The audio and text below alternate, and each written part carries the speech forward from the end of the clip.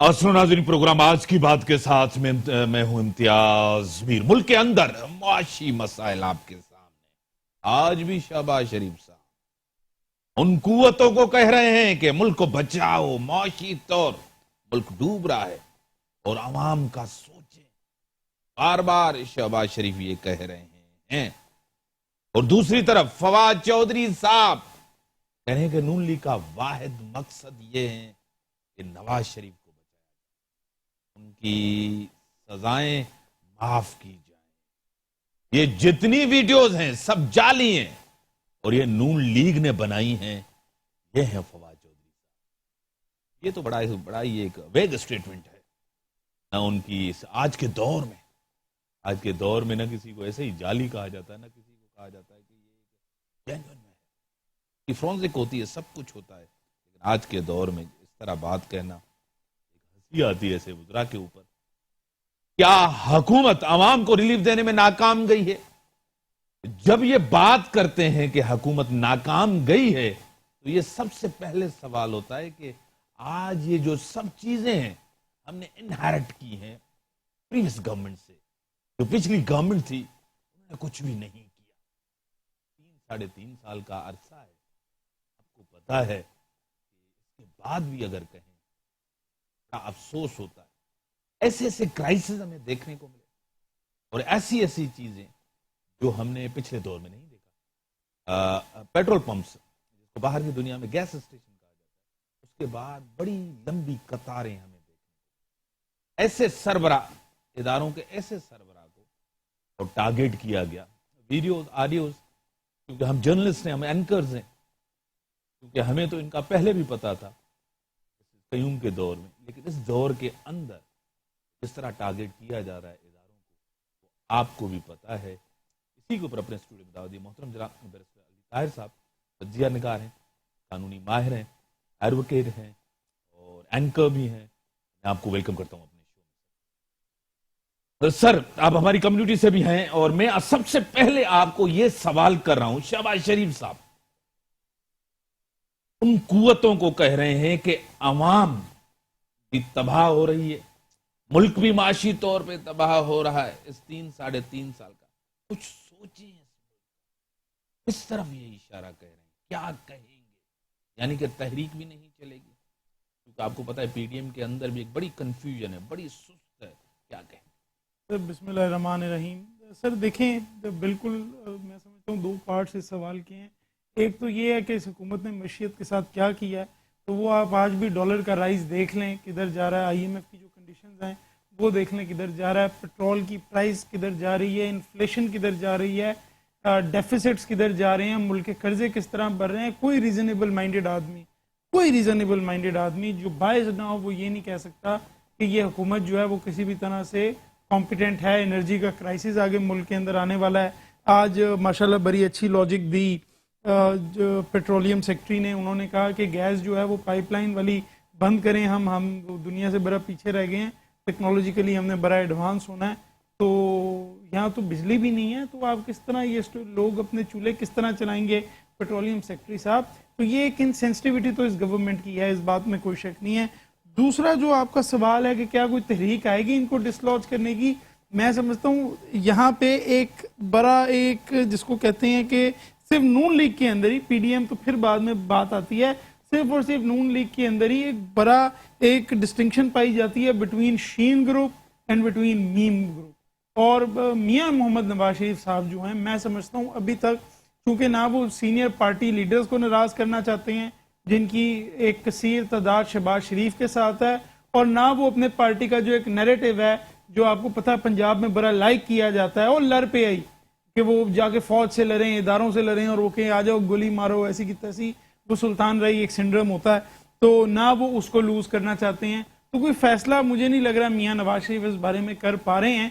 लेकिन जहां तक शहबाज शरीफ साहब का ताल्लुक है, मैं समझता हूं उनकी सोच यही है कि एज सून एज पॉसिबल जो नेक्स्ट जनरल इलेक्शन है उसकी तैयारी की जाए, और as soon as possible power में रिटर्न में आया जाए। और पावर रिटर्न तभी आएगी जब वो इस्टेब्लिशमेंट के साथ और मुल्क के इदारों के साथ बेहतर ताल्लुकात बनाएंगे, बेहतर ताल्लुकात फॉर्ज करेंगे, اور پھر پارٹی کو آرگنائز کریں گے, اس کے بعد ہی کچھ ہو سکتا ہے.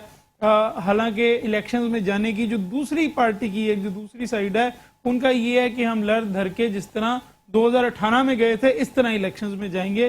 تو میں سمجھتا ہوں جو سینئر پولیٹیشنز ہیں وہ یہ سمجھتے ہیں کہ شاید یہ ایک بچکانہ سوچ ہے, اس طرح الیکشنز نہیں جیتے جاتے. یہ پی ٹی آئی 2013 میں کر کے دیکھ چکی ہے, نون لیگ 2018 میں کر کے دیکھ چکی ہے. الیکشنز بڑی میچورٹی سے لڑے جاتے ہیں, بڑی پلاننگ سے لڑے جاتے ہیں. تو یہ چیز آصف علی زرداری سمجھتے ہیں, یہ چیز شہباز شریف سمجھتے ہیں, لیکن شاید مریم صاحبہ ابھی یہ بات نہیں سمجھتی. تو تحریک مجھے ابھی فی الحال ایسی کوئی تحریک جس کو کہتے ہیں نا ڈیسیسو تحریک کہ لوگ چلے جائیں گے اور اسلام آباد میں بیٹھ جائیں گے. سر بریک لے لیں, ایک بڑی اہم پریس کانفرنس ہے ڈاکٹر خالد محمود صدیقی صاحب کی, ہم بریک لیتے ہیں, بڑی شارٹ بریک, بڑی اسپیڈ کے ساتھ میں بریک لیتا ہوں. بریک کے بعد آتا ہوں, اس ڈسکشن کو آگے بڑھاتے ہیں. بریک کا ٹائم ہے, بریک کے بعد آتے ہیں. ویلکم بیک ناظرین, جو ملک کی صورتحال ہے آپ کے سامنے ہے. ویڈیوز آڈیوز کا آنا, رانا شمیم صاحب سابقہ چیف جسٹس صاحب کی جس طرح بیان حلفی آنا, اس کے بعد ثاقب نثار صاحب کی جو آڈیو آنا, اس کو یہ فرانسک بھی ہونا بڑی اہم ہے. اس کے ساتھ ہی مریم نواز صاحبہ کی جو اشتہارات نہ دینا اور جس طرح کی اس کی تصدیق ہونا اور اس کو مان لینا مریم نواز صاحبہ نے کہ یہ واقعی میں نے ہی کہا ہے سب کچھ اور میں نے اس کو تسلیم بھی کرتی ہوں. سر کیا کہیں گے, یہ انہوں نے مان لیا, تسلیم کیا. دوسری طرف گورنمنٹ جو ہے ثاقب نثار صاحب کو, پوری گورنمنٹ جو ہے نا اس کے ساتھ کھڑی ہے, کیا کہیں گے سر؟ اچھا, اب اس کے اندر ایک تھوڑی سی ذرا ڈسٹنکشن یہ کرنی پڑے گی that I don't care about the government, وہ ساتھ کھڑی ہوتی ہے یا نہیں, وہ تیتر بٹیر ہیں. آپ کو پتا ہے پوری فیڈرل کیبنٹ ہر بندے کو تو انہوں نے منسٹر لگانے کی کوشش کی ہے. انفیکٹ وہ جو فائنانس منسٹر کی جگہ جس نے سینٹ کی سیٹ چھوڑی ہے ایوب افریدی, اس کو بھی مشیر لگا دی ہے. یعنی کہ کوئی کیبنٹ میں انہوں نے کوشش یہ کی ہے کہ جو 1.5 کروڑ نوکریوں کا وعدہ کیا تھا وہ پوری کی پوری 1.5 کروڑ نوکریاں لوگوں کو کیبنٹ میں لگا کے دے دیں, لیکن اس کو ذرا چھوڑ دیتے ہیں. اب اس کو جب آپ نے سائڈ پہ کیا تو ایک فیئر بات کر لیتے ہیں. فیئر بات یہ ہے کہ یہ آواز ثاقب نثار کی ہے یا نہیں ہے, یہ فیصلہ ہوگا جب اس کیس کو عدالت میں پیش کریں گے. 1.5 سال ہو گیا ارشد ملک کی ویڈیو کو پریس کانفرنس مریم نواز شریف نے کر دی تھی کہ اب تو نواز شریف چھوٹ گئے, اب تو دیکھیں نا ثابت ہو گیا.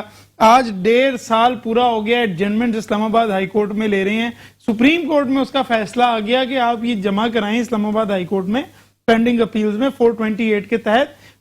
فورینزکس ہوں گے, دودھ کا دودھ پانی کا پانی ہو جائے گا, اگر اصلی ہوگی تو آپ چھوٹ جائیں گے. اب یہ جو ثاقب نثار کی آڈیو ٹیپ ہے, میں آپ سے کہہ رہا ہوں کہ اگر یہ کورٹ میں جمع ہو گئی اور یہ فورینزکس اس کے ٹھیک نکل آئے 100% یہ ایکوٹ ہو جائیں گے.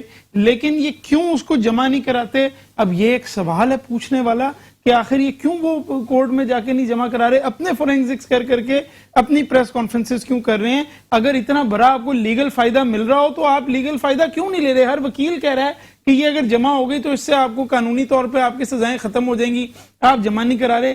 سیم یہی چیز رانا شمیم کے ایفیڈیوٹ کے ساتھ بھی ہے کہ رانا شمیم کا ایفیڈیوٹ ایک رپورٹر کو تو بھیجا جا سکتا ہے کہ اس کو فرنٹ پیج پہ چھاپیں, لیکن اس کو اسلام آباد ہائی کورٹ میں نہیں جمع کرایا جاتا, کیونکہ پھر سوال یہ اٹھے گا کہ آ جائیں جی اس کے اوپر کراس ایگزامینیشن ہوگی. اور یہ جو سر آڈیو کلپ ہے ثاقب نثار کی یا رانا شمیم کا ایفیڈیوٹ ہے, آخر یہ کب سے آپ کے پاس ہیں؟ اور اگر پہلے سے آپ کے پاس ہیں تو یہ آپ کو آج 2021 کے اینڈ میں آ کے کیوں یاد آیا کہ یہ آپ نے ریلیز کرنے ہیں؟ اگر یہ چیزیں آپ کے پاس تھیں تو آپ کیوں ان کو کورٹ میں نہیں لے کے گئے؟ آپ آج تک کیوں نہیں لے کے جا رہے؟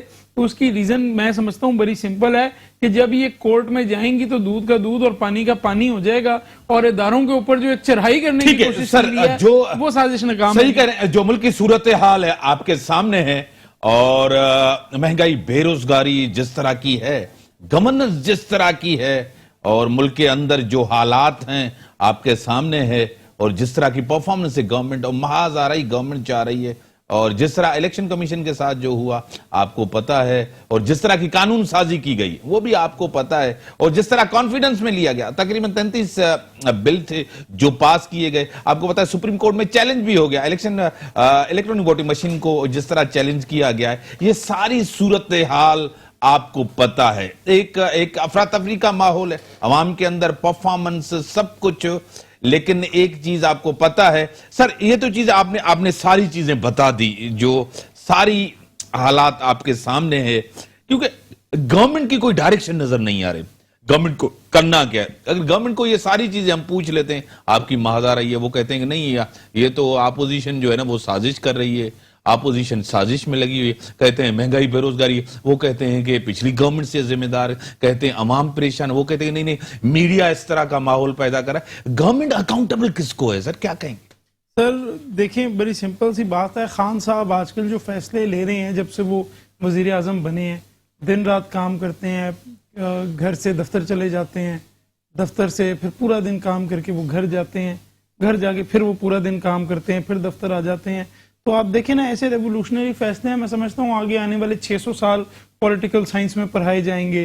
آپ بھینسیں بیچیں، آپ انڈے پیدا کریں، آپ مرغیاں پالیں، آپ کو یقین نہیں آئے کہ میں وزیر اعظم ہوں، جرمنی اور جاپان کا بارڈر ملا دیں، ازبیکیوں کو ان کی ہسٹری کا بتائیں، ایسے منسٹرز رکھیں جو آپ کو بتائیں کہ کووڈ کے 19 پوائنٹ ہوتے ہیں، کشمیر کا ایک ایسا منسٹر رکھیں جس کو پتہ ہی نہیں ہو کہ کلبھوشن جو ہے وہ انڈیا میں ہے کہ پاکستان میں ہے، اور وہ نواز شریف کے راز کہاں کہاں کھلے گا۔ ایسے منسٹرز رکھیں جو کہیں کہ 2 ارب روپے لے کے آئیں گے، 2 ارب ڈالر لے کے آئیں گے، ڈالر نہیں ڈالر لے کے آئیں گے، وہ ڈالر سے بھی مہنگا ہوتا ہے، 1 ارب ڈالر دنیا کے منہ پہ ماریں گے، 6 بلین کے لیے جو ہے بھیکے مانگ رہے ہیں، پیٹرول منگوا رہے ہیں، اپنی عوام کی ایسی کی تیسی کر دی ہے، اور 1 ارب ڈالر ملک پہ لگانا تھا، ایک باہر دینا تھا۔ تو ان کی تو پرفارمنس خیر سب کے سامنے ہی ہے، اس پہ بندہ اور کیا تجزیہ کرے۔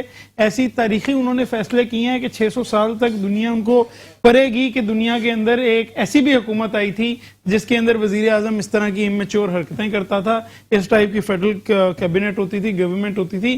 دنیا ہنس رہی ہے ہمارے اوپر، ہماری ڈیموکریسی کو دیکھ کے دنیا ہنس رہی ہے کہ یہ اس ملک کے اندر ہو کیا رہا ہے۔ آپ مجھے بتائیں کہ یہ بار بار کہتے ہیں کہ دنیا میں مہنگائی ہوگی، دنیا میں مہنگائی ہوگی، دنیا میں مہنگائی ہوگی، اس وجہ سے یہاں پہ مہنگائی ہے۔ ان کو تھوڑی سی اتنا بڑا جھوٹ بولتے ہوئے ندامت بھی نہیں ہوتی کہ 100 روپے کے ڈالر کو آپ کہتے تھے کہ یہ 100 سے اوپر جائے گا، اسحاق ڈار نے کنٹرول کر کے رکھا، آج اس 100 روپے کے ڈالر کو آپ 175 پہ لے آئے ہیں، لوگوں کی آپ نے کمر توڑ دی ہے۔ $1 پیٹرول مہنگا ہوتا ہے انٹرنیشنل مارکیٹ میں، آپ فوری طور پہ $3 یہاں پہ مہنگا کرتے ہیں، آپ لیوی اس کے اوپر زیادہ کر دیتے ہیں۔ اس وقت جو ہے 10% پیٹرول پرائسز گر گئی ہیں، $68 کا پر بیرل ہوا ہے دنیا میں۔ آج کیوں نہیں مجھے پی ٹی آئی کے منسٹرز نظر آتے، پی ٹی آئی کے سپوکس پرسن نظر آتے جو کہیں کہ بھائی یہ دیکھیں $7-8 پرائس گری ہے، کل سے ہم ٹھیک کر رہے ہیں، کل سے یہ پیٹرول جو ہے وہ اس پرائس پہ بکے گا۔ وہ تو ریڈی نہیں ہے۔ تو جہاں پہ کسی غریب آدمی کو فائدہ ہونا ہو وہاں پہ وہ دینے کو اس کو ریلیف ریڈی نہیں ہے، جہاں نقصان ہونا ہو وہاں کے کہتے ہیں کہ دنیا میں مہنگائی ہو گئی۔ یہی آپ دیکھ لیں کہ فائنانس منسٹر جو ہے، تھوڑی سی جو امید ان سے رہ گئی تھی وہ بھی غرق ہو گئی ہے کہ میں منی بجٹ نہیں دوں گا۔ اب جا کے IMF کے سامنے بھیک مانگتے رہے ہیں، اور اب کہتے ہیں میں جی نیا ٹیکس کوئی نہیں لگاؤں گا، جو آلریڈی ٹیکسز ہیں ان کو انکریز کروں گا۔ اور بھائی ٹیکس کلاس کو آپ نے مار دیا اس ملک کے اندر۔ وہ ایک سیلریڈ بندہ جو ہے وہ آپ کو ٹیکس بھی دیتا رہتا ہے، آپ اس کو کوئی فیسلٹی بھی نہیں دیتے، الٹیمیٹلی جو ہے وہ جا کے کسی بلڈنگ کے اندر اپنا گھر لیتا ہے، اس کے بعد پتہ لگتا ہے وہ بلڈنگ جو ہے وہ بھی انلیگل بنی ہوئی تھی، وہ بلڈنگ بھی گر جاتی ہے، مرا وہ گھوم رہا ہے۔ اس کے بعد آپ کہتے ہیں تمہارے اوپر ٹیکس اور لگائیں گے، اور ان دا سیم بیٹ وہ کہتا ہے کہ ریوارڈ پوائنٹس آپ اوورسیز پاکستانیز کے لیے شروع کریں تاکہ وہ اگر جو پیسہ بھیجتے ہیں تو ان کو اس کے اوپر ریوارڈ ملے۔ Shame on such a prime minister, shame on such a government. I am at a loss of words کہ یہ لوگ بیٹھ کے کر کیا رہے ہیں، لوگوں کے ساتھ ان کے نظام حکومت میں کیا ہو رہا ہے۔ اور یہ چل، وہ کہتے ہیں نا کہ Nero was playing his flute when Rome was burning, تو یہ فلوٹ تو بچانا ان کو خیر آتا نہیں ہے، یہ اپنے لوگوں کی بجا رہے ہیں۔ سر لاوارث گورنمنٹ کو عوام کو چھوڑ دیا اس گورنمنٹ نے۔ گورنمنٹ کے پاس کوئی پالیسیز ہوتی ہیں، گورنمنٹ کے پاس کوئی پلان، یہ سب سے پہلے کہتے تھے جب یہ گورنمنٹ ان کی آئی نہیں تھی کہ ہمارے پاس اتنے ایکسپرٹ ہیں، ہم نے پلان کر کے آئے۔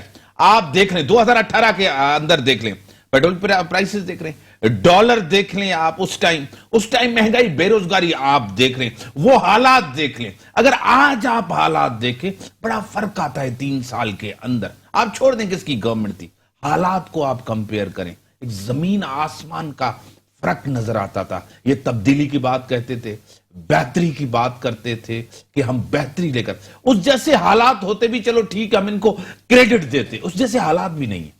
بالکل سر 100% کم از کم مینٹین ہی کر لیتے تو پھر بھی کوئی بات سمجھ آتی. آپ کی بات میں کوئی شک نہیں ہے, 100% میں آپ کی بات سے ایگری کرتا ہوں کہ جو کہتے تھے ہم قرضے نہیں لیں گے وہ آج انہوں نے ریکارڈ قرضے لے لیے ہیں. جو کہتے تھے کہ ہم ڈالر کو سٹیبل رکھیں گے وہ آج کہاں پہنچ گئے ہیں. اور ان کی ہمت دیکھیں نا, لوگوں کو بے وقوف کس طرح بناتے ہیں. نو ایبسولوٹلی ناٹ, ایبسولوٹلی ناٹ. اور اتنی بھیک مانگی ہے یار آئی ایم ایف سے کہ آپ اپنا اسٹیٹ بینک گروی رکھنے کے لیے تیار ہو گئے ہیں. میں آج صبح جس وقت اٹھ کے میں نے اپنے آپ کو شیشے میں دیکھا ہے میر صاحب, مجھے پاکستانی ہونے پہ شرمندگی ہوئی ہے.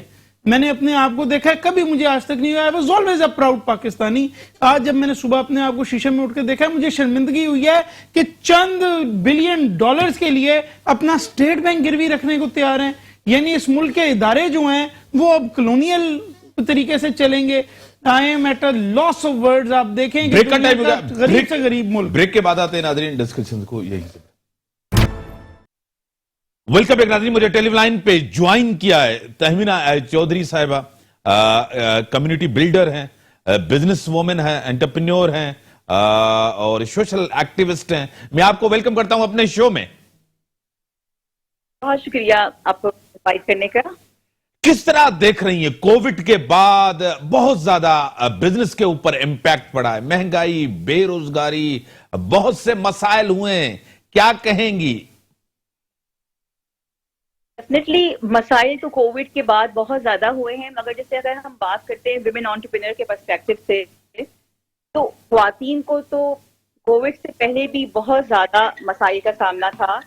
اور چاہے بزنس ہو, چاہے آپ کی ایک نارمل لائف ہو, تو ہمیں ایک ہمارے ساتھ جو ڈائریکٹ زیادہ اسٹرگل کرنا پڑتا ہے کہ ہمیں اپنے آپ کو پروف کرنے کے لیے زیادہ محنت کرنا پڑتی ہے اور بتانا پڑتا ہے کہ ہم اس چیز کے اہل ہیں. اور ابھی کووڈ کے بعد تو بہت زیادہ اسٹرگلنگ سچویشن ہے ویمن اون بزنسز کی, کیونکہ ہمیں فائنینسنگ کے آپشنز اویلیبل نہیں ہیں. آپ کو پتا ہے کہ بزنس رن کرنے کے لیے سب سے زیادہ ضروری ہوتا ہے کیش فلو کا ہونا. تو وہ جو ہے پاکستان میں جب ہم دیکھتے ہیں تو جو اپرچونیٹیز فائنینسنگ کی ویسے بھی کم ہے comparative to other parts of the world, اور اس میں خواتین کے لیے تو کوئی نمائندگی ہی نہیں ہے. تو میں یہ چاہوں گی کہ آپ اپنے چینل سے, اپنی آواز کے ذریعے اس بات کو بھی اٹھائیں کہ کس طرح سے ہم خواتین کو فائنینس اور جو باقی اپرچونیٹی سپورٹ سسٹم اس کو کس طرح سے بہتر مہیا کر سکتے ہیں. صحیح.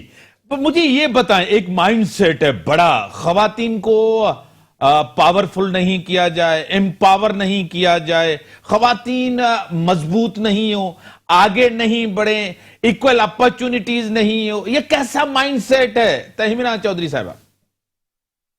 یہ مائنڈ سیٹ جو ہے نا بیسیکلی آپ اگر دیکھیں تو ہمارے دین میں یہ چیز آپ کو کہیں نظر نہیں آتی. ہمارے پاس بہت ہی اسٹرانگ اگزامپل ہیں, حضرت خدیجہ علیہ السلام ہے, حضرت عائشہ علیہ السلام ہے. آپ ان کی اگزامپل ہمیں کہیں نظر نہیں آتی. یہ مجھے لگتا ہے کہ یہ صرف ایک سب کانٹیننٹ کے بھی نہیں بلکہ پوری دنیا میں ہے. آج میں یہاں کینیڈا میں بیٹھی, یہاں پر بھی مجھے خواتین اسٹرگل کرتی ہوئی نظر آتی. یہاں پہ بھی ان کو سیٹ پہ بیٹھنے کے لیے اسٹرگل کرنا پڑتی ہے, اپنے آپ کو پروف کرنا پڑتا ہے. آپ کو میں ایک فگر شیئر کروں گی کہ اس وقت دنیا میں صرف 6% فیمیل سی اوز ہیں, جو کہ ایک بہت ہی الارمنگ سچویشن ہے ہم سب کے لیے. اور یہ مائنڈ سیٹ جو ہے یہ ہمیں ہی چینج کرنا ہے. یہاں پہ یہ سمجھتی ہوں کہ جو حضرات وہ ہمارے الائز ہیں, ہمیں ان کو ساتھ لے کے چلنا ہے. مگر بینگ اے ویمن, ہم ماں بھی ہیں, ہم بہن بھی ہیں, ہم بیوی بھی ہیں. تو ہم جب اپنے بچوں کو ریز کر رہے ہیں, جب اپنی اولاد کو ریز کر رہے ہیں, اس وقت سے ہم نے ان کا مائنڈ سیٹ چینج کرنا ہے.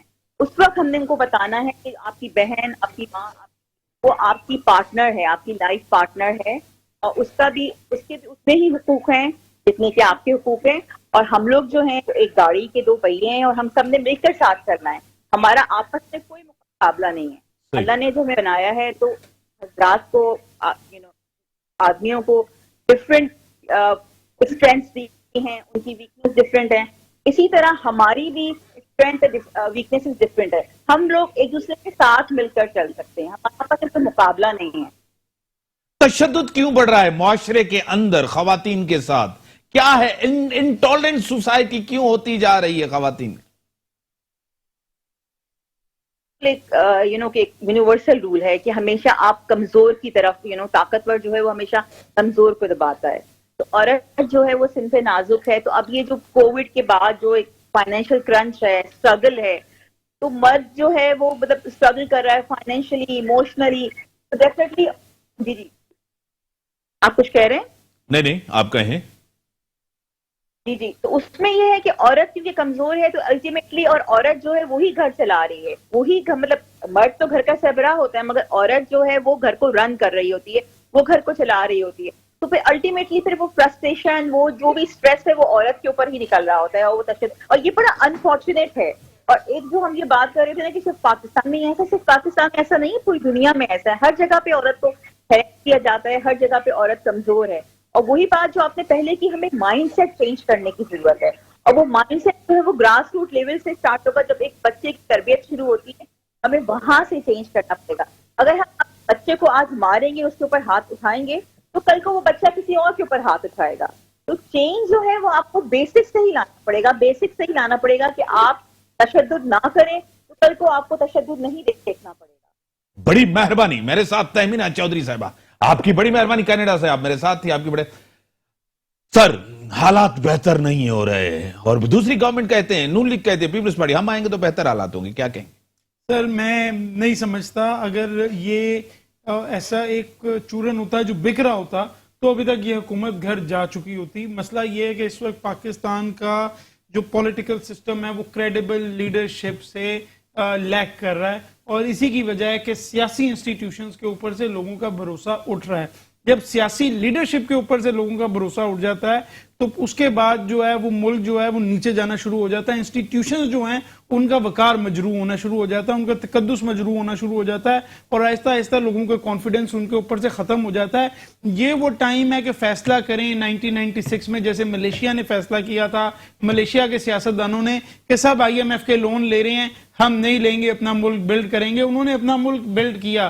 امریکہ نے کانسٹیٹیوشنل کنونشن کے بعد کہا جتنے آپس میں لڑائی جھگڑے تھے ختم کرو, تمام صوبوں کے جو ان کے سٹیٹس ہوتے ہیں آج مل کے سارے سیاستدان ایک لائن پہ چلیں گے.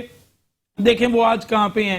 1991 میں انڈیا ہمارے نیبر میں ہیں, انہوں نے یہ فیصلہ کیا. منموہن سنگھ فائنانس منسٹر تھا, اس نے کہا, وہ بعد میں پرائم منسٹر بھی بنا, اس نے کہا اگر میری اپوزیشن ساتھ دے گی ہمارا IMF کا آخری پروگرام ہوگا, مل کے چلتے ہیں. مل کے چلے اور انہوں نے اپنے ملک کو اس مصیبت سے نکالا.